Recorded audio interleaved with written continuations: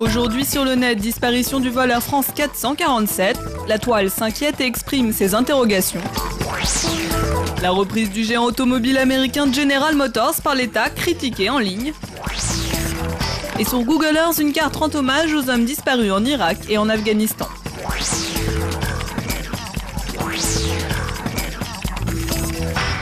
Le Rio-Paris ne répond plus. L'avion qui assurait la liaison Rio de Janeiro-Paris-Charles de Gaulle a disparu des écrans radars lundi à 2h GMT avec 228 personnes à bord. Hypothèse la plus probable, selon Air France, l'Airbus A330 a été foudroyé. Dès l'annonce de la nouvelle, la toile s'est mise en effervescence. Ce graphique montre comment les utilisateurs se sont emparés de l'information sur Twitter. Première réaction, l'incompréhension. Cet utilisateur se demande ce qu'il est advenu du vol. Les blogueurs s'interrogent eux aussi, celui-ci met en garde contre les fausses rumeurs et rappelle que souvent plusieurs facteurs provoquent un accident d'avion. Si selon lui la thèse du foudroiement est la plus probable, il note qu'aucun éclair n'a provoqué à lui seul un crash d'avion depuis plus de 40 ans.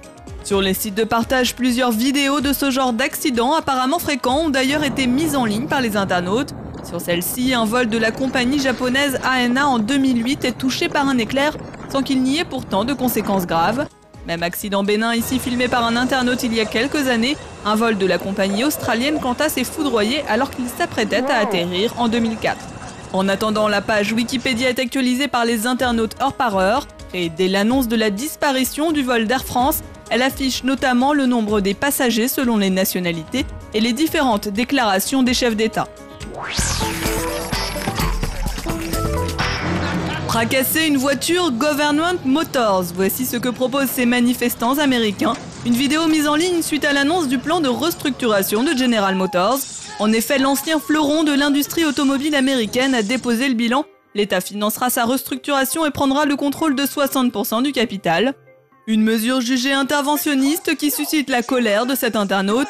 Il estime que l'État n'a pas à gaspiller l'argent du contribuable pour renflouer une entreprise qui a prouvé qu'elle n'était pas assez solide pour survivre.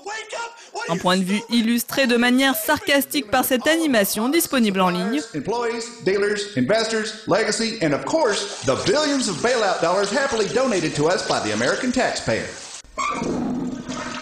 D'autres, comme en témoigne cette parodie de publicité, expriment leurs doutes quant à la capacité du gouvernement à gérer une telle entreprise. Ainsi, certains imaginent déjà ce que pourrait être la première voiture à sortir des usines de Government Motors. Et la nationalisation de fait de General Motors provoque de nouvelles attaques contre la politique menée par Barack Obama. Ce vidéoblogueur affirme que les États-Unis se sont engagés dans la voie du socialisme depuis son arrivée au pouvoir. En attendant, des salariés de General Motors expriment leur inquiétude dans ce micro-trottoir diffusé en ligne. En effet, l'accord passé entre la direction et le principal syndicat automobile pour réduire les coûts salariaux prévoit des suppressions de postes ainsi qu'une réduction de la couverture sociale. It's definitely been hard on me and my family. Rendre hommage aux hommes morts au combat en Irak et en Afghanistan, c'est l'objectif de l'ingénieur de Google Earth qui a décidé de créer une carte des disparus. Il souhaite permettre aux internautes d'en savoir plus sur les quelques 5700 soldats ayant perdu la vie sur ces deux fronts, en réunissant les informations et documents provenant de centaines de sources. Les vidéos stars du web sont nombreuses, les plus connues font désormais partie de la culture internet. Ce blogueur a eu l'idée de mettre sur son blog les images de fond de ses vidéos en supprimant les protagonistes. Aux internautes de retrouver quel personnage s'y met en scène. Quelques exemples désormais cultes, le fond violet du Star Wars Kid ou encore le clavier du plus récent Keyboard Cat.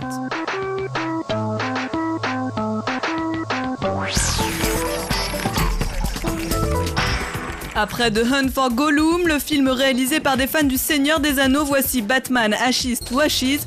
Ce fan-movie adapté de l'univers de Batman crée actuellement le buzz sur la toile. Un court-métrage de 17 minutes réalisé par les Français Julien Maucranier et Samuel Baudin qui a nécessité 3 ans de travail. Elle s'est changée. Elle porte du cuir.